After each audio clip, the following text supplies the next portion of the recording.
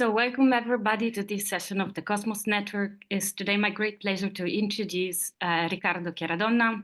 Thank you very much for accepting our invitation. He will give a talk entitled Matter and Hylomorphism, Alexander of Aphrodisias and Plotinus on the Structure of the Physical World. Thank you very much again for accepting, for being here with us, and the floor is yours. Thank you so much, Laura. I will now share my handout. Possibly you already have my handout, but it's good to share it. Can you see? Okay.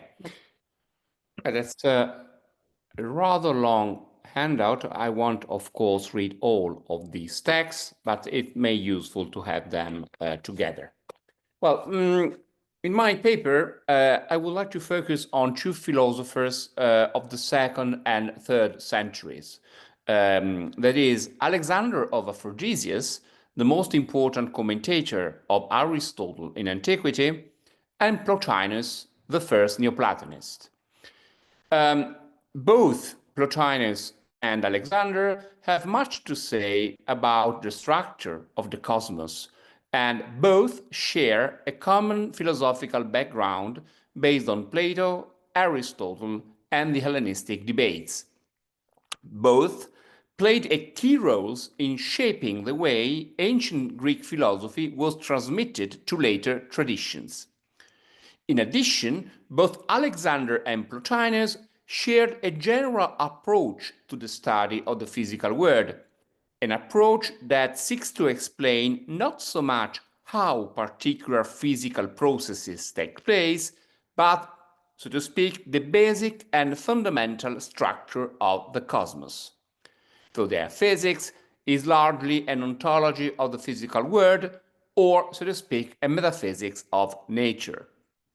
Hylomorphism, so the general view that consists of physical beings as composed of matter and form, occupies a central position in their accounts, and as I aim to show, their positions are closely related, although their conclusions are different.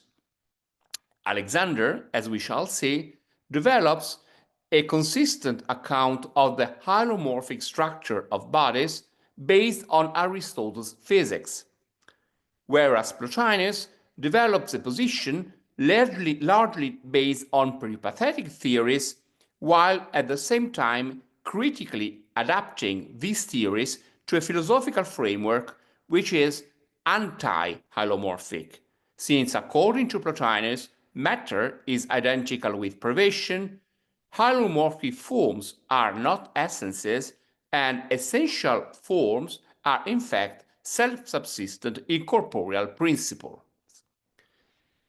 So I will, to shed light on these questions, I will begin with Alexander's and Plotinus' application of the so-called method of analysis to bodies and their constituents. What is the method of analysis? Well, the origins of this method lie in Greek geometry. Details are very debated and controversial, but very generally, the method can be described as a heuristic method applied to theorems and problems in view of finding some agreed principles on the basis of which they can be proved or solved. Aristotle refers to analysis 3 times, and scholars such as Stephen Mann argued that this method forms the background to Plato's argument from a hypothesis in the Meno. Philosophers in late antiquity, however, refer to analysis in a wider, in a sense, weaker sense. By this term, they indicate a cluster of methods, not so much a precise method, but a cluster of methods leading to first principles from what is posterior and more familiar to us.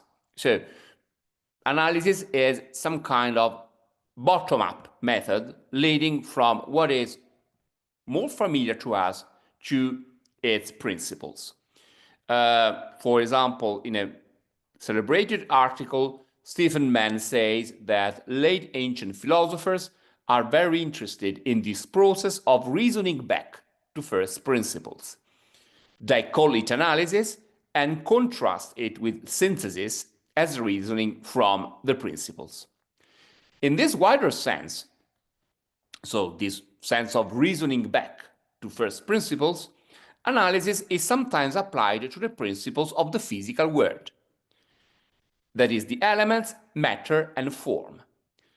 For example, in the introductory section of this commentary on Aristotle's prior analytics, Alexander of Aphrodisias emphasizes that according to one of its senses, Alexander makes a list of some 9 senses of analysis. According to one of these senses, analysis entails the dissolution of a compound items. And that's T1.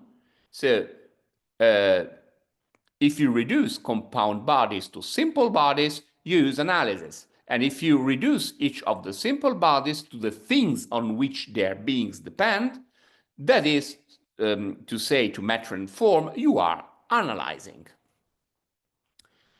So, exon autois toenei. So, principles which are, so to say, the basic principles of bodies. Here, analysis is the method by which compound bodies are broken down into the elements, simple bodies, and the elements are broken down into their fundamental constituents, matter and forms. Aristotle employs analysis in a similar way, and Alexander probably relies on passages such as these passages from the Meteorologica, where this verb designates the splitting up or the resolution of bodies until the ultimate substratum is reached. Furthermore, Alexander's reference to analysis points to his characteristic hylomorphic account of bodies and elements. So, composite bodies are analyzed into simple bodies, and simple bodies are analyzed into their incorporeal hylomorphic principles, matter and form. On this view, the 4 elements are hylomorphic compounds where elemental qualities have the status of forms and prime matter the status of matter. Here you have a passage from Alexander's commentary on Aristotle's De Sensu on this. Within this framework, elemental qualities are characterized as substances or substantial forms, vis-à-vis simple bodies. In his treatise on matter, Plotinus provides a further piece of evidence about this sense of analysis. That's T3 of your handout. Note that Plotinus is aware of geometrical analysis. In another treatise, it refers to geometrical analysis, but for our discussion, it is interesting to focus on T3, a passage from Plotinus treatise 2.4 on matter, where he regards analysis as the dissolution of a whole into its ultimate constituents. And this is clearly the sense we find in Alexander. Analysis is the method by which we infer that there is an ultimate substratum, that is prime matter, Plato's receptacle, for compound bodies which are subjected to destruction. I cannot read the whole of this chapter. You have it in your handout. Well, there Plotinus connects analysis and the passing away of bodies insofar as both involve the dissolution of wholes into their constituents until matter is reached. He first focuses on concrete bodies, the golden bowl, and then moves on to elements, the ultimate constituents of which are form and prime matter. Quality and shape provide the form for the elements. I note in passing that this sense of analysis, this physical sense of analysis, the resolution or breaking down of composite bodies into primary bodies and the resolution of primary bodies into form and prime matter, plays a key role in the newly edited text on principles as and matter, possibly a text by Porphyry, preserved in a Syriac translation and edited by Yuri Arjanov. And there is a cluster of underexplored texts on this physical on physical analysis. For example, this passage T4 from Philoponus reporting Porphyry's view. Well, I won't focus on these details. My point is that both Plotinus in T3 and Alexander in T1 refer analysis to some kind of hylomorphic analysis of physical beings, starting from bodies, then the elements, then matter and forms. I think that Plotinus is basically following Alexander in this passage. That's a part. The part has not been, elucidated yet, but I think it's very likely that Plotinus is basically paraphrasing Alexander. That said, even if they are in agreement on this issue, the conclusion they draw from this analysis are very different. And in order to explore their differences, I will now focus on T5, which is a passage from Simplicius' commentary on the physics. There, Simplicius, drawing on an older source, maybe on Porphyry, don't know, Simplicius opposes Alexander's peripatetic account of matter. You can see the reference to Alexandros, so Alexander Aphrodisias, to the view of some Platonists, oi Platonikoi. And as scholars have often remarked, the position of these Platonists actually reflects Plotinus' view, according to which matter is impassive and cannot be altered. Here I cannot read the whole of this passage, which is quite interesting, rather complicated. I cannot focus on details. What is interesting for the present discussion is that according to Simplicius, Alexander says that prime matter takes on form by alteration. And you can find the text. Okay. So the matter takes forms through a process of alloiosis, kata alloiosin, as you can see from the first line. And in fact, this view is confirmed by Alexander's extant works. Alexander identifies matter and prime matter as some kind of aptitude. He makes use of the Greek word epitedeiotes, or potentiality, dynamis, to receive qualities. And you have, for example, this passage from Question 2.7. So you can find the word epitedeioteta. Matter, prime matter, is an attitude to receive qualities. Note that prime matter is always in possession of some sensible qualities, according to Alexander. Matter always has this or that quality. So it is not unqualified by nature.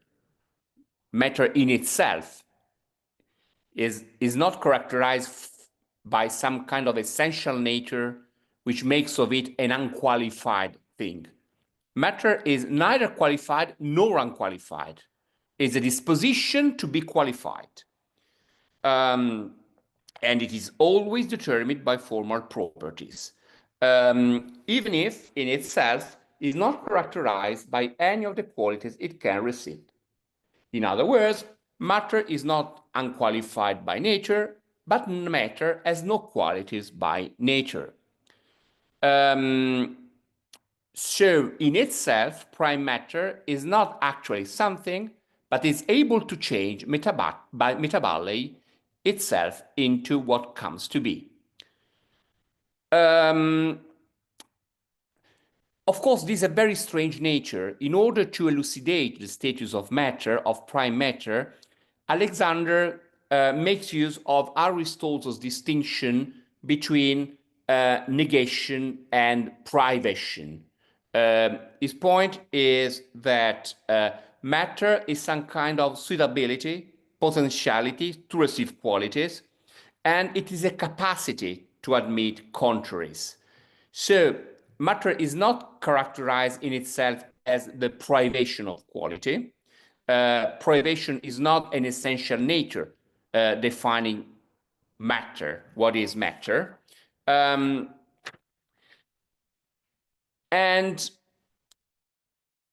as a potentiality, matter, as Alexander says, is in a boundary zone, enthomethoreo tuto, and as an intermediate status between form and privation. In order to make sense of this, Alexander makes use of Aristotle's distinction between negation and privation.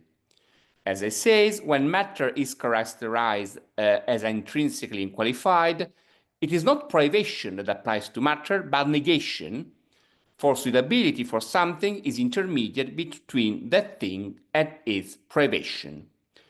Well, the argument is rather technical, but I will only mention the salient features of Alexander's view. Of course, the distinction between matter and privation is an Aristotelian distinction. It's a basic Aristotelian distinction of the physics.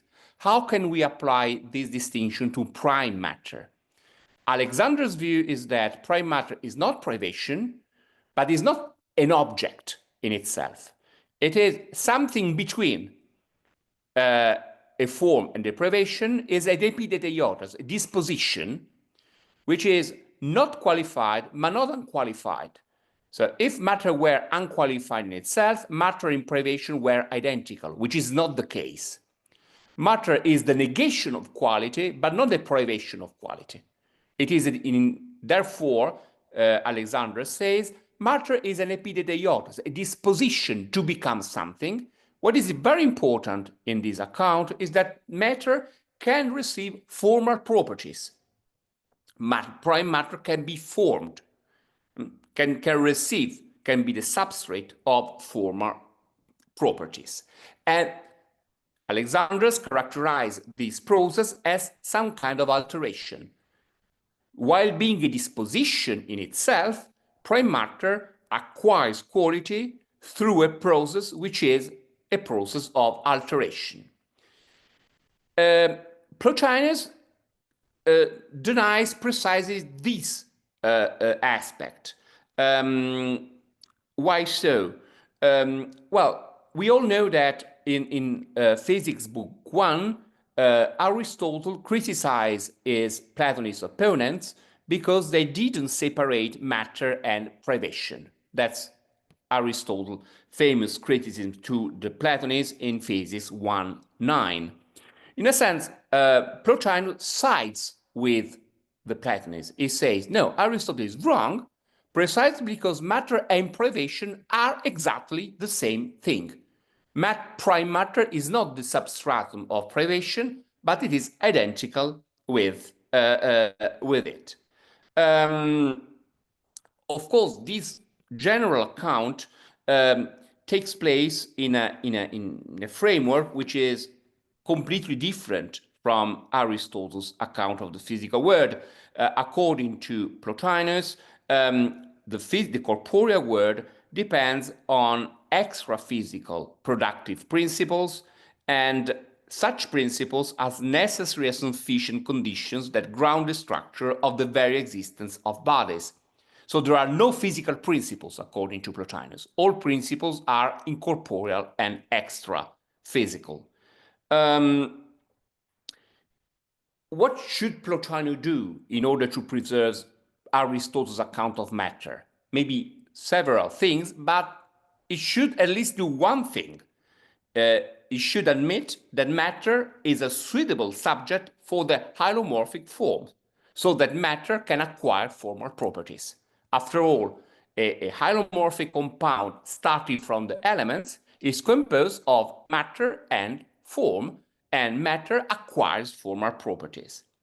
And it is precisely this view which Plotinus rejects, starting from one of his earliest treatises, the treatise on matter.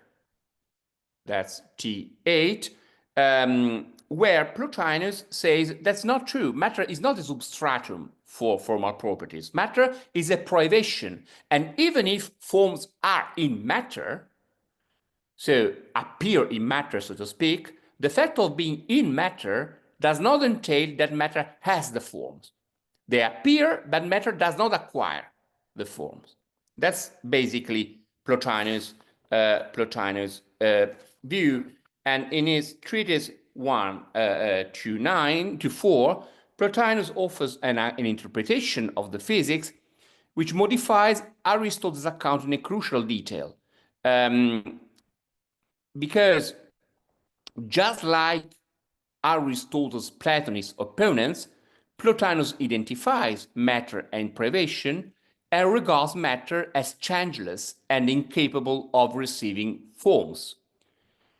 In so doing, Plotinus comes to suggest that no continuous subject of change can be found at the level of bodies.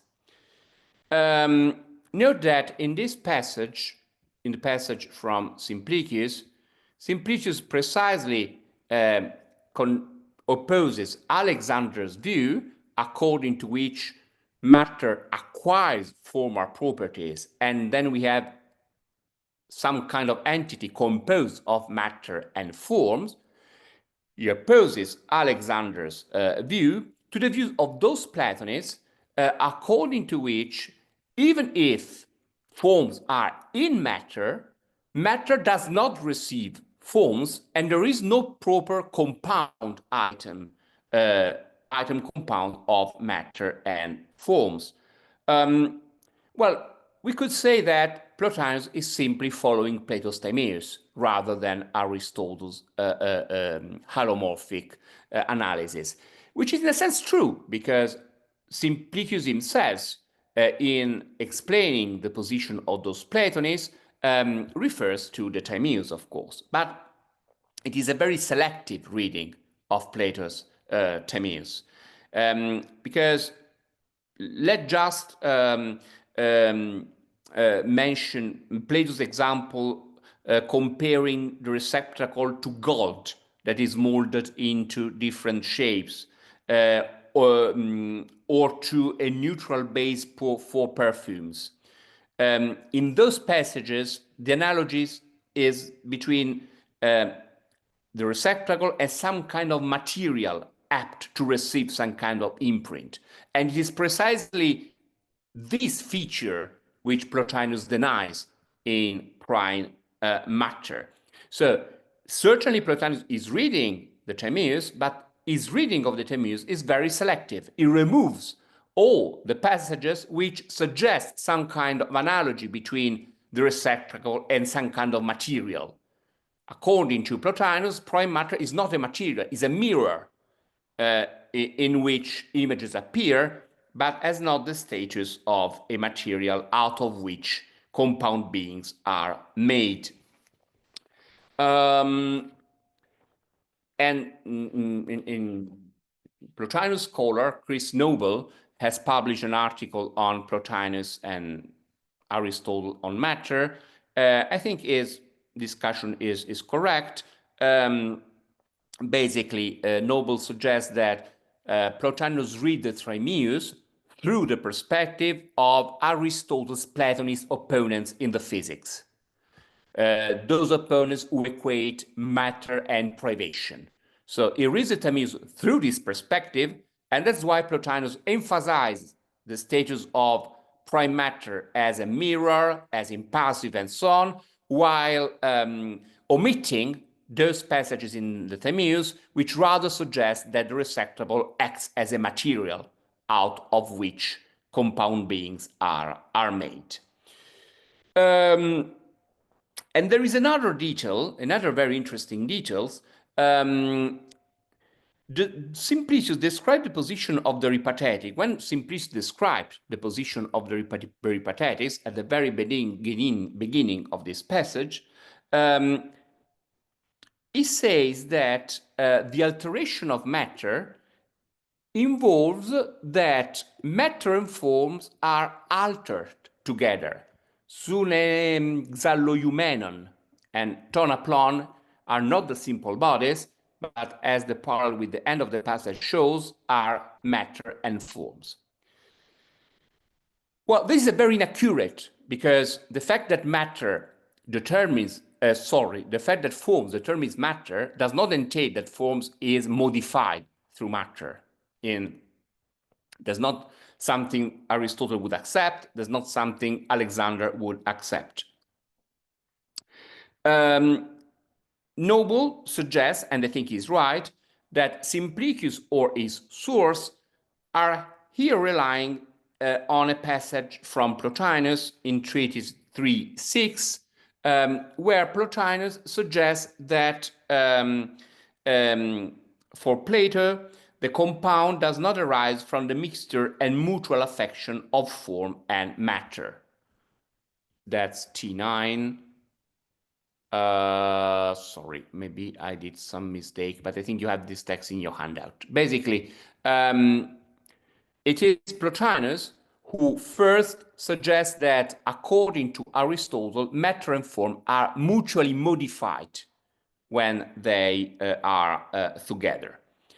And this is a tendentious allusion to Aristotle. Aristotle would never accept that the form is modified by matter in the constitution of a hylomorphic compound. Note that this is not an isolated situation. When Plotinus, exactly, that's T10. Okay.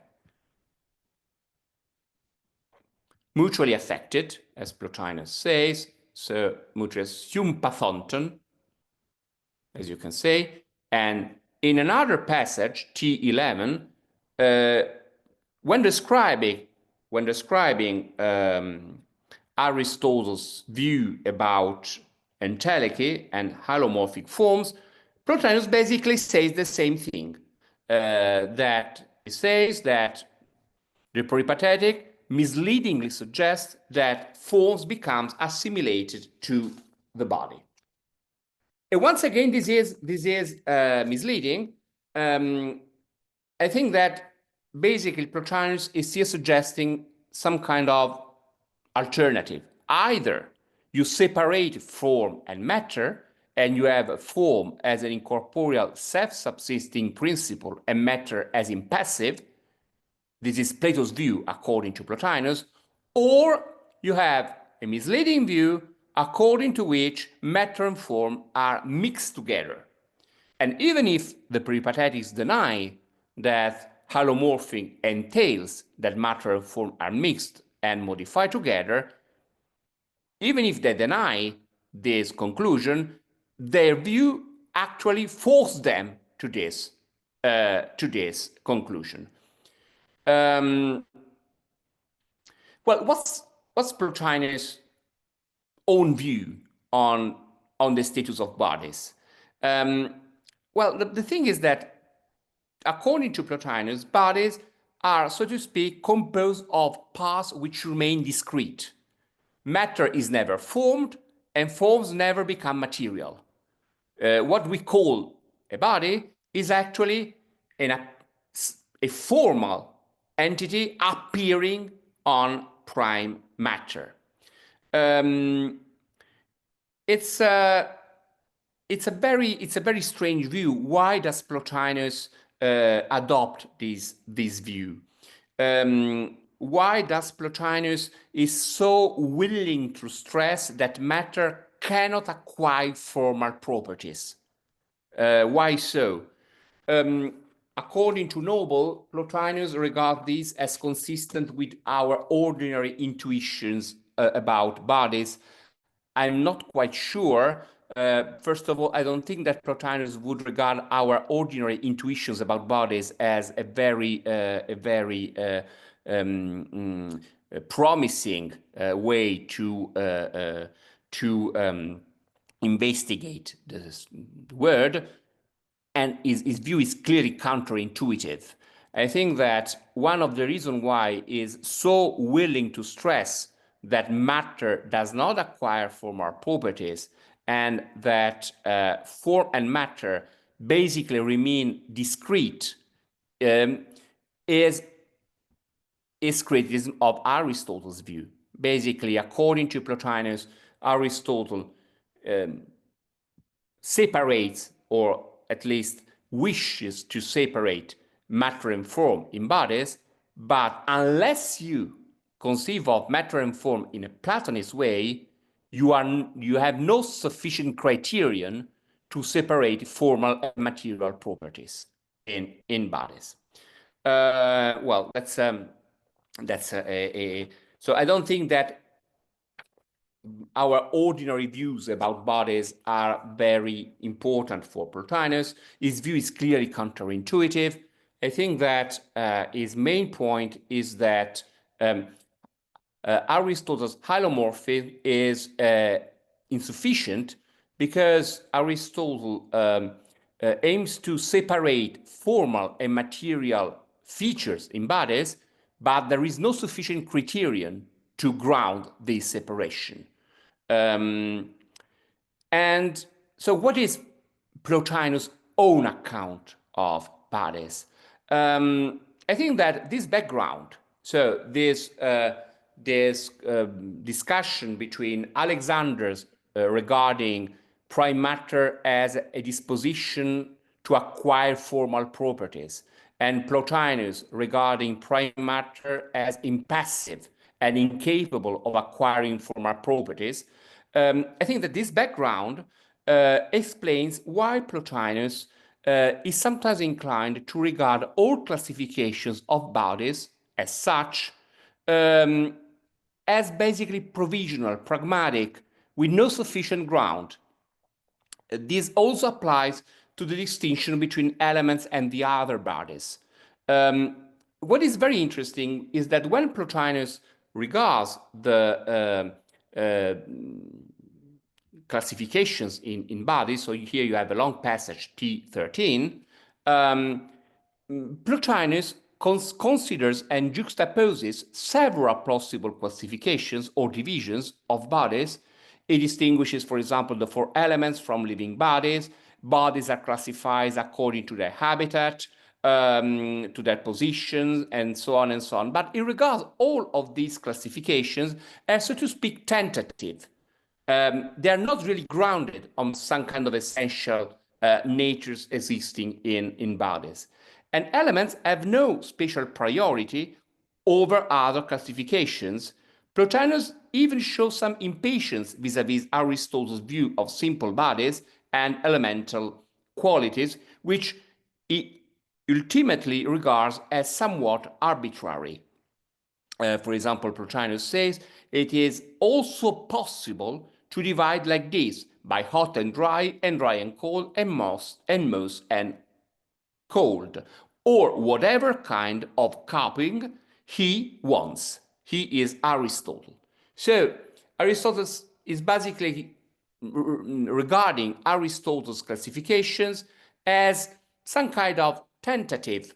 That's this passage, and in the Greek, that's the end of T13. E opos buletai son duasmon enai. Basically, Plotinus regards the couple of opposed qualities as some kind of tentative and more or less arbitrary organization of the bodies. He further develops these visions in the following part of this section of Treatise 6.3. But in juxtaposing this classification, Plotinus basically suggests that every classification of bodies is necessarily based on perceptible attributes, and it is therefore provisional, conventional, at least to some extent. When Alexander of Aphrodisias explains why form and matter are parts of the compound substance, he refers to the distinction between natural substances and artifacts. That's a key distinction in Alexander. So, for example, in this passage, T16, Alexander's basically say we have to be careful in distinguishing, on the one hand, artifacts, there the form is a mere shaping of an underlying material, whereas in natural and especially living beings, form is a cause, form, the hylomorphic form, as a status of principle. I think that Plotinus has a different approach. He is inclined to regard all bodies as such. So if we make abstraction from incorporeal principles, as placed on the same level. All bodies as such are non-substantial. And from this point of view, if we regard bodies as such, the distinction between living being and artifacts is not so significant. It is significant if we trace back the bodies to their incorporeal causes. But if we regard bodies as such, we simply have what is opposed to the realm of principles. And whereas Alexander carefully distinguishes the status of the shape of artifacts and the status of the hylomorphic form of living beings, according to Plotinus, all forms of bodies as such are non-substantial. So there is no real separation between the status of this form of artifacts and the forms of living beings. I try to make some kind of synthesis of what is in the last part of my paper.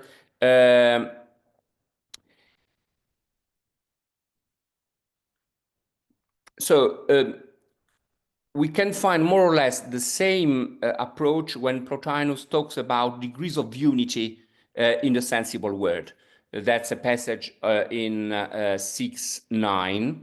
There Plotinus incorporates the distinction between levels of unity, which was typical of the Stoic physics, especially in Posidonius, but it makes this division, the distinction of unity, once again peculiar, because as noticed by Andreas Gräser, whereas the Stoic held that only natural objects can be considered as unified, according to Plotinus, natural objects lose, so to speak, their prominent position. According to Plotinus, we have items with different degrees of unity and equal degrees of being. A house, for example, is more unified than an army or a corps, but is not more being because it is still a corporeal item, and all corporeal items are ultimately placed at the same level insofar as they are corporeal.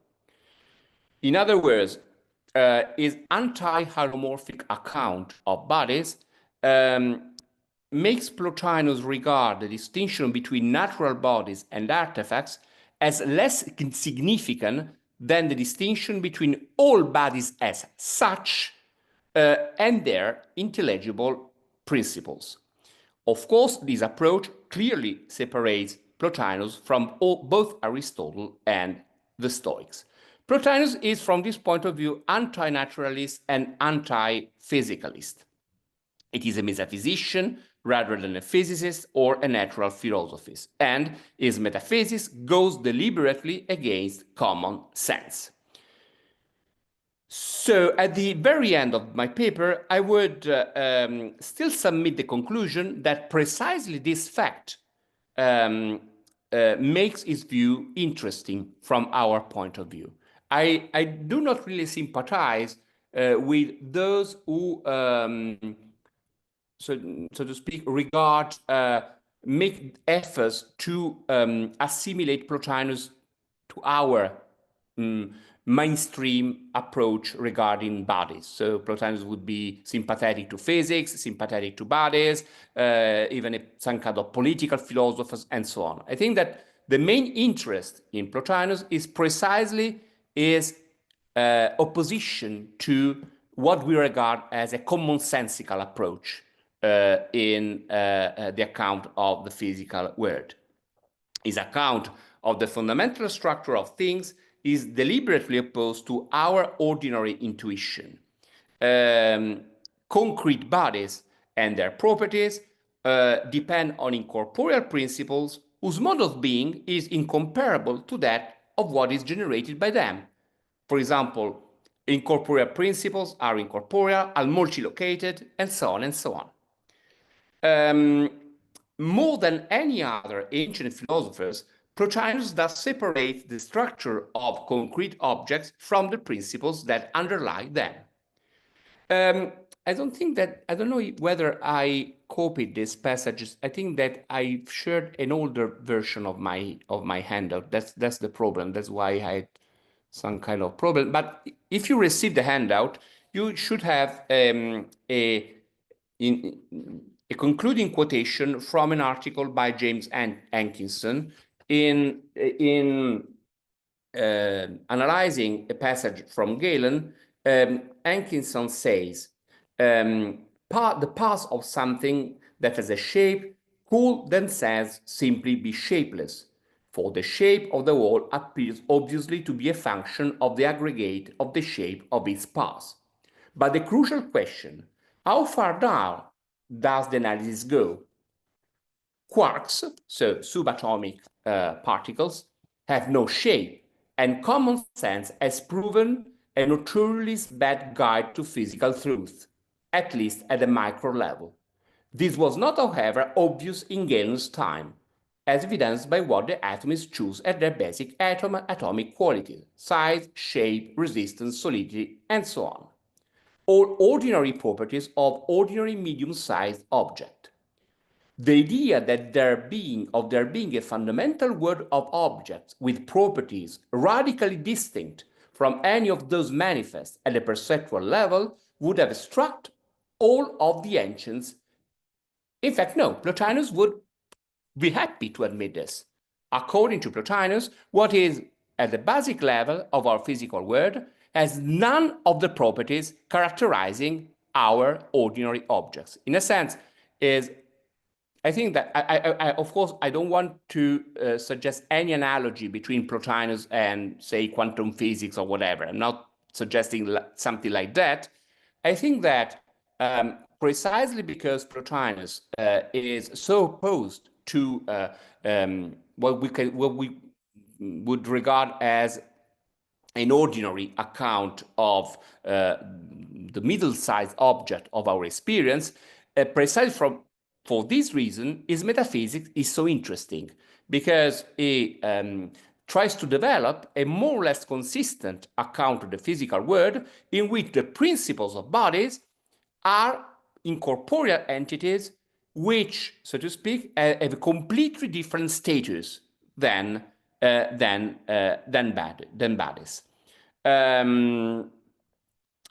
So we have a world of concrete objects endowed with form and extension, at the basis of which there are radically different entities, such as formless matter and incorporeal forms, and those entities lack the fundamental features proper to the concrete world of experience, and therefore cannot be conceptualized by taking those features as a criterion. I think this is, in a sense, the main interest of Plotinus' account of nature. I think it's not very interesting to find some kind of forced reconciliation between Plotinus and common sense. The interest of this metaphysics precisely lies in its being against, so to speak, common sense. Whereas maybe Alexander of Aphrodisias provides the most sophisticated account of an ontology of the physical world, which is based on some kind of commonsensical intuition. So matter is form, objects have some kinds of structure, and so on and so on. From this point of view, precisely because Plotinus is not interested in physics, precisely from this point of view, I think, his views about the bodies are so interesting from our point of view. Thank you.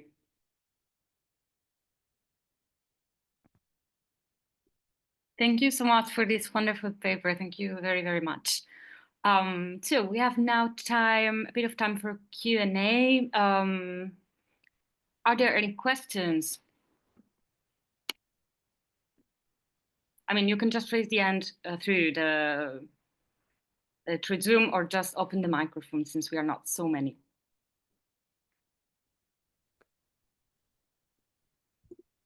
I have one, but I don't want to be the first. And anyway, I mean, but I can if needed. May I? Yes, of course. So, okay, that's Hankinson's passage. I shared the wrong handout, but that's the passage by Hankinson I read at the end of my paper. Thank you, Riccardo, for the talk. I have many questions, in fact, and but the first question is this. I mean, it is more related to the Middle Platonist interest I have. So there's this notion of epiteleiotes. Mm-hmm. So, well, Alexander might, but this is just supposition, use it, or anyway, should be aware of the Middle Platonist use, of, which is entirely different, of course. So my question would be, do you think that Alexander is just appropriating this term and, of course, radically modifying it, as to say, look, there might be some kind of epiteleiotes of matter, but you are entirely wrong as to how to understand it? Or do you think that he actually derives his own notion of epiteleiotes of, for instance, his own way of understanding Aristotle's view, or, for instance, from the epiteleiotes of the ousia of the Stoics, which to some extent has an epiteleiotes with respect to the active principle, or whatever. I mean, is this something having to do with the debate with the Middle Platonists, or is something that he derives from previous? Yeah. Well, I think that Plotinus in his Quaestio 27 makes all efforts to provide an Aristotelian framework for epiteleiotes in adopting distinction between negation and privation. He says, okay, matter is apoios, but what does that mean? Does that mean that matter is unqualified in itself? Alexander says no. That merely means that matter is the negation as a negative condition, but not a privative condition. So, and matter being in this boundary between possession and privation is precisely what he regards as epiteleiotes. So I suspect that, in a sense, Alexander is faced to the problem of making sense of the status of prime matter. He has a debate around him. Possibly he incorporates terms such as epiteleiotes I mean, there was epiteleiotes as a wide range of occurrences covering also, for example, Galen. And it tries to incorporate this notion within his specific Aristotelian account. And in order to do this, he adopts the distinction between negation and privation, which it is certainly Aristotelian, but for example, as the Syriac text shows, the Platonist Severius was familiar with these notions in Aristotle. So it is quite likely, I think, that Alexander is connected to this debate, and that it, in a sense, adapts this debate to is, so to speak, Aristotelian account of matter. But Aristotle does never. First of all, Aristotle, it is at least controversial if Aristotle has the notion of prime matter. The least one can say is that it is controversial. And even if Aristotle has this notion of primary substrate underlying the elements, it does not equate this substrate with some kind of epiteleiotes. So Alexander makes sense of Aristotle's text in order to, so to speak, face debates and difficulties which were typical of the school debates of his time. Thank you, Riccardo. You have a question, Riccardo. Thank you very much for this very interesting paper. I don't think we have met in before, so very nice to meet you. Very nice to meet you. I guess I was interested. So I thought it was interesting what you were saying about Plotinus reading the Timaeus, and I was going to ask you about whether you think. Well, to tell us a little bit more about how do you think Plotinus is approaching the reading of Plato, and whether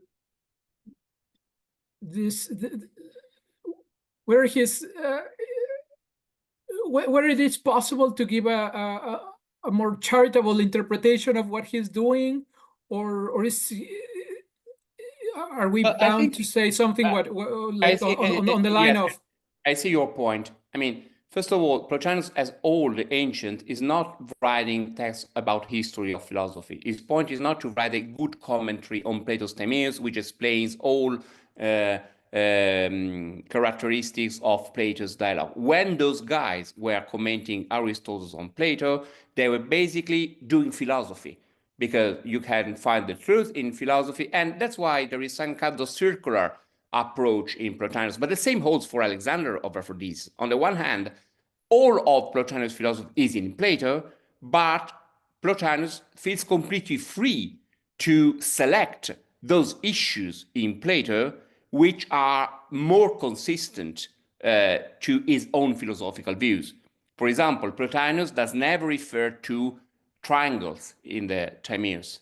It is as if triangles, all the geometry in the Timaeus did not exist at all, according to Plotinus. And there is a famous passage where Plotinus talks about reasoning in the Demiurge, logismos. He say, why does Plato say that principles have logismos of reasoning? Plotinus strongly denies this fact.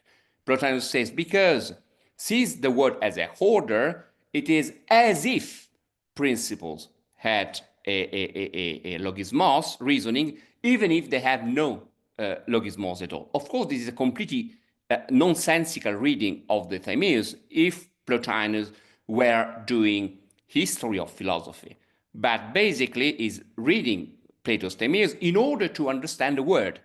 And so it feels completely free to select, to omit, to read in. That's why I'm not very comfortable with those who characterized late antique philosophy as exegetical. Because if we start from our own notion of exegesis, those interpreters were completely crazy if we start from our own notion of exegesis. We have to be aware that the same holds for Alexander of Aphrodisias, who adopts Aristotle's distinction between negation and privation in order to make sense of the status of prime matter. There is no hint that Aristotle had this in mind. I think that we should be aware that exegesis is a way of developing a more or less consistent account of reality through the reading of authoritative texts. And that does not, of course, Plotinus provides more often than not very interesting readings of Plato's passages, but his main purpose is not to write some kind of commentary on history of philosophy about Plato, is to see how things are in reality. That's the and I think that the reading of the Timaeus is the most interesting, because the Timaeus is everywhere in Plotinus. People sometimes say that Plotinus starts the theological reading of Plato's Parmenides, which is true, but Plato's Timaeus is much more prominent in Plotinus than Plato's Parmenides. I mean, Plato's Timaeus is everywhere in the Enneads. But, for example, we don't find any reference to the elementary triangles, to the soul. There are whole parts of the Timaeus which are merely omitted from Plotinus' reading, whereas other parts have an even exaggerated importance in his reading. And Plotinus feels completely free to use Aristotle's notion in order to make sense of Plato's. All of these options would have no sense from our point of view of historians of philosophy, but they have much sense for people who regarded the commentary as a way of, so to say, shaping philosophy itself. So that's excellent. Thank you. I would answer it this way. Yeah, no, I agree with what you're saying, and that's an excellent way of putting it. Thank you. Are there any questions? No, may I have a follow-up on this? Which, of course, I entirely agree with what Riccardo was saying. Well, the interesting thing is that, after all, through this very theoretical approach to the Timaeus, eventually Plotinus understands, I mean, gets a good point of the Timaeus, that is, that the receptacle is not matter. I mean, indirectly, through a very, I mean, well, it's not only matter, whatever. I mean, I don't want to enter the issue of what is a receptacle really. Still, I mean, it goes beyond the thing introduced by Aristotle and received by the exegetes, that the receptacle is matter. Yes, I mean, for example, in the 20th century, Cassirer set Plato's receptacle in parallel to the notion of physical field. He says it's not material at all, it's something like that.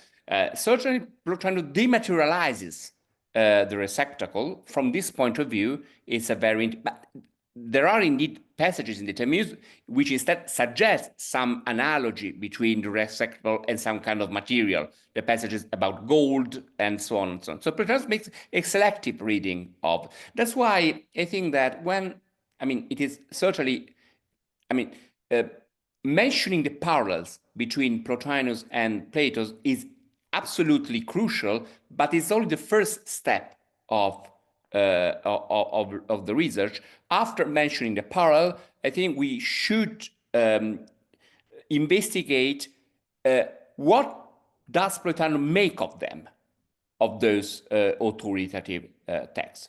Certainly, in a sense, hylomorphism is very tempting as a philosophical view. It makes a very effective explanation. You have formal and material features in objects and so on and so on.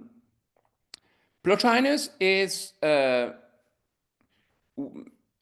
aware of the dangers of this view, which in separating formal and material features in the same realm runs the risk of omitting a sufficient criterion to ground this distinction, so to speak. After all, hylomorphism is not the ultimate truth about reality. And I mean, from this point of view, Plotinus' criticisms are interesting because they point to the possible shortcomings of this approach. I mean, when you read some contemporary account, even philosophical accounts of hylomorphism, you have more or less this picture. It's a very simplified version, but so you sometimes have this picture. There are two extreme views, dualism and reductivism or eliminativism of forms. These are the two extremes.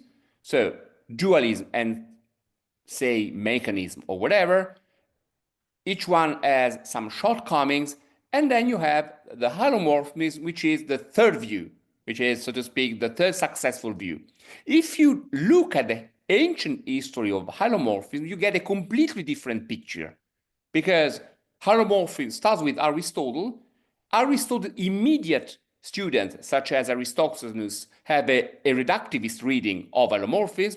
Then you have Boethus, who has the peripatetic Boethus of Sidon, who has the same reductivist reading of hylomorphism. Then you have Alexander, who has this great project of some kind of ontological hylomorphism, but immediately after Alexander, you have a strong dualist such as Plotinus, who basically says hylomorphism is doomed to failure. So if you look at the ancient history of hylomorphism does not emerge as the successful third view, but, so to speak, hylomorphism shares the fate of the third views. You always have the extremes which emerge and with their objections, so to speak. Maybe Guillermo has a question. Good to see you. Hi, good to see you, Riccardo. Nice to see you. Nice to see everybody. Thank you. That was great. Thank you so much. I wanted to bring a question regarding this one of the last points that you mentioned, which I think is quite interesting, which is the distinction between living bodies and artifacts, and the difficulty of distinguishing between living bodies and artifacts in the context of Plotinus's philosophy. And I think one thing that you showed quite well, and I think it was very precise and very sharp, was this idea that for Plotinus, characterizations of bodies are always pragmatic, right, in a sense. And we see that quite a lot, as you showed in the treatise on the genera of being. He's always saying, well, the peripatetics have all these categories. They can kind of work for like talking about things in the world, but at the end of the day, they're not grounded. They are not strict and rigorous enough to ground proper physical explanation. And then my question would be, do you think that at the end of the day, for Plotinus, the distinction between living bodies and artifacts, it falls squarely inside this domain of purely pragmatic concepts, or is it a more rigorous way? And what I'm thinking, of course, is the idea of motion, right? Because there's an important difference between the motion of living bodies, which in a sense is self-preserving, self-unifying, and so on and so forth, and the motion of artifacts, which is just purely mechanical. So is the notion of motion maybe one possibility to go around? I mean, yes, that's a very important question. I mean, my point is that, of course, the distinction between what is living and what is not is crucial in Plotinus.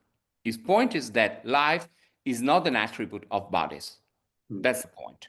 So if you, if you want to grasp life, you should grasp life as something connected to incorporeal principles rather than as an attribute of bodies. This raises many problems. There is a view in Plotinus which is the so-called trace of the soul, which raises huge problems from this point of view. But basically, I think that Plotinus views that, of course, we can talk about living bodies. There are living bodies, but living bodies are not bodies whose attribute is life. They are bodies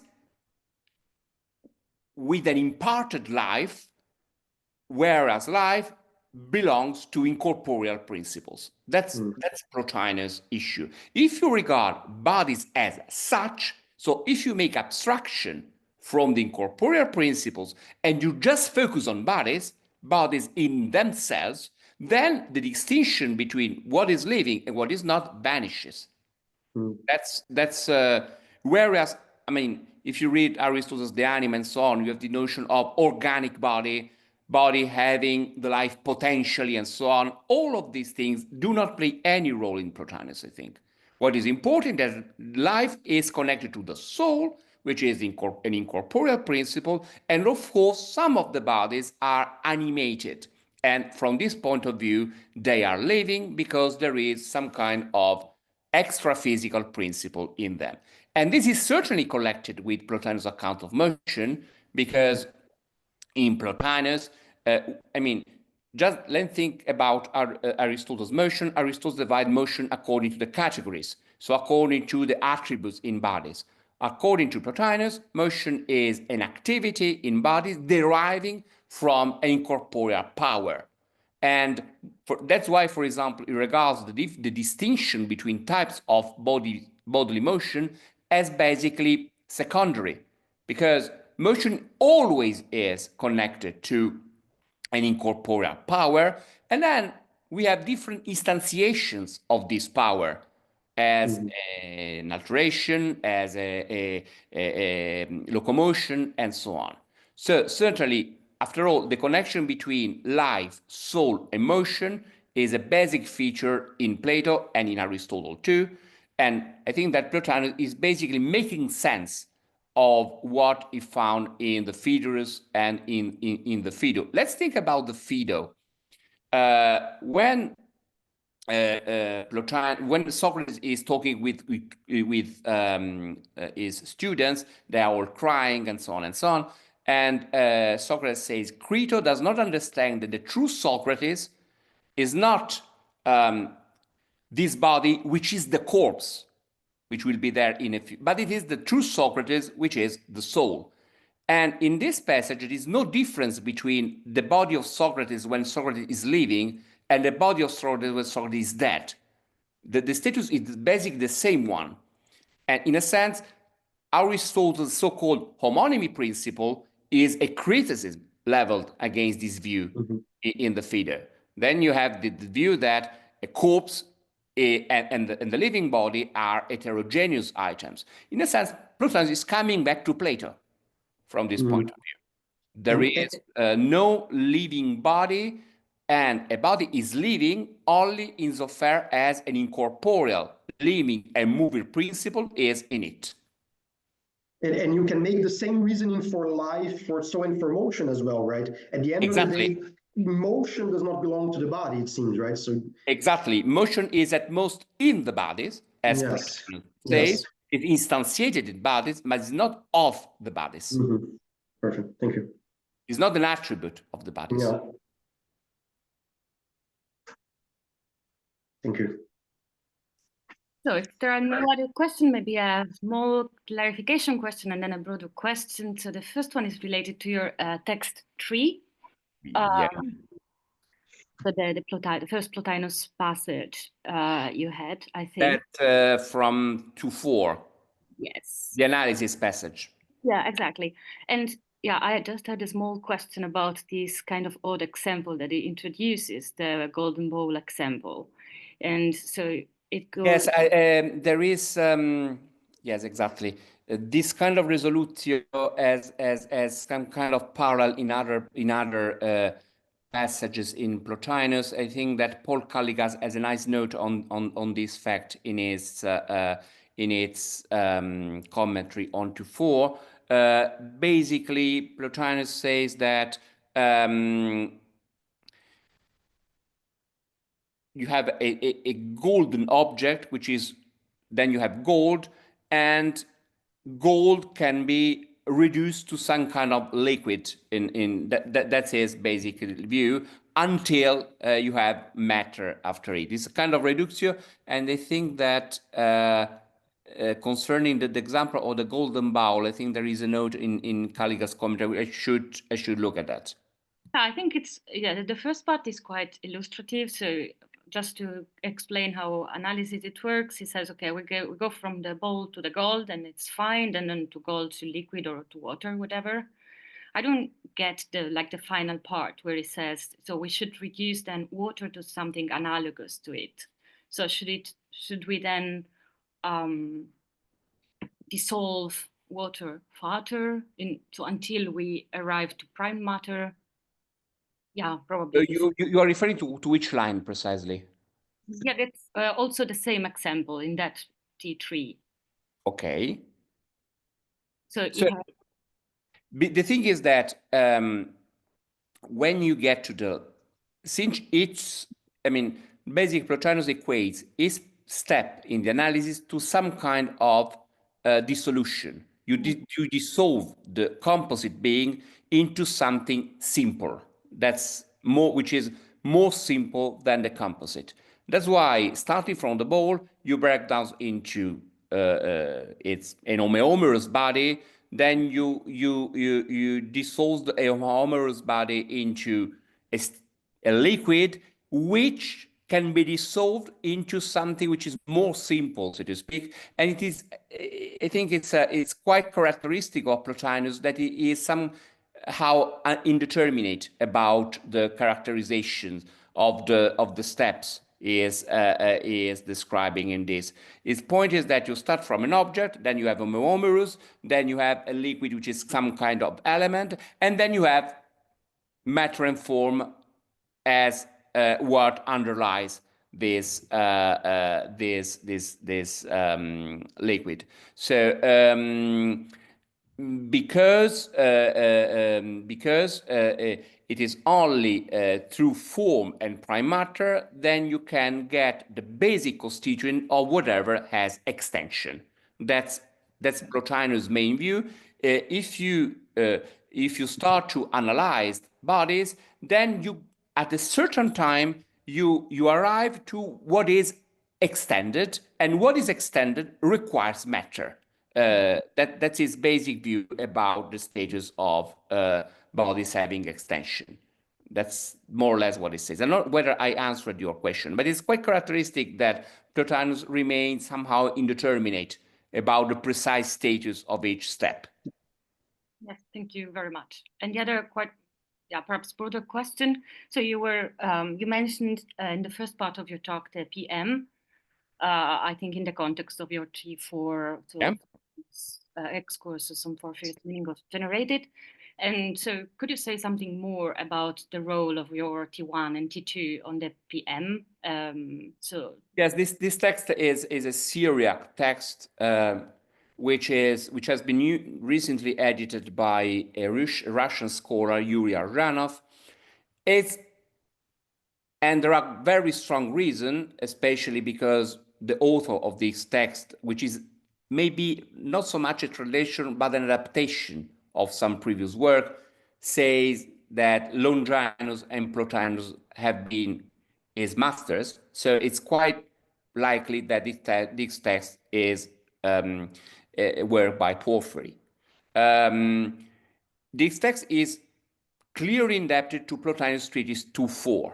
So there are very clear parallels between this text and Plotinus' treatise on matter. And the author of this text, say Porphyry, says something about the relation between Plotinus' views in 2.4 and the Middle Platon, what we call the Middle Platonist tradition. Well, this text opens with paragraphs on physical analysis and synthesis. Those paragraphs have a rather precise parallel in Chalcidius, and scholars sometimes are perplexed by this use of analysis. They don't really accept this. I think the reason why they are perplexed is that they didn't really grasp the parallel between those paragraphs and Alexander and Plotinus. I think that Porphyry is simply adopting this physical sense of analysis, is simply relying on Plotinus and Alexander, and is adapting this analysis to his reading of the Timaeus. I think if we have these passages on analysis in mind, then this text becomes clearer. By the way, there is a passage in Philoponus mentioning Porphyry's account of bodies, and Philoponus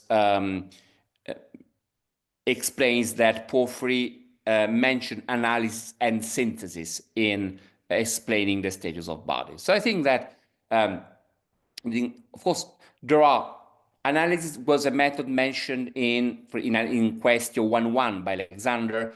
Alexander mentions analysis as a method leading to the first principle, for example. It's a very famous question by Alexander. But analysis has different senses.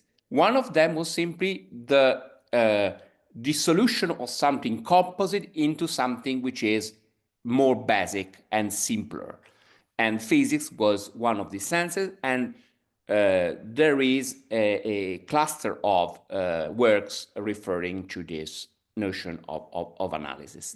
That's what I would say.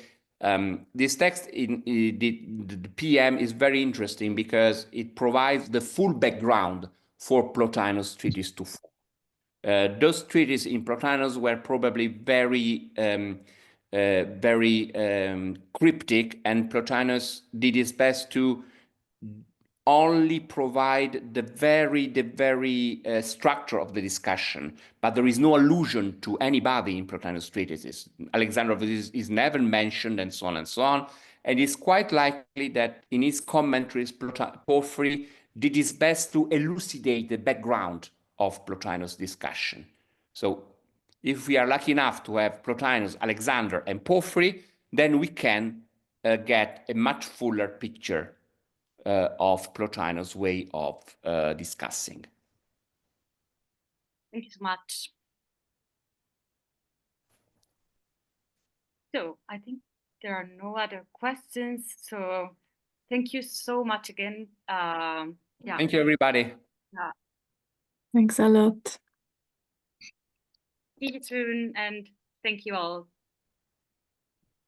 Bye. Thank you. Nice day. Bye. See you. Uh, Bye. See you.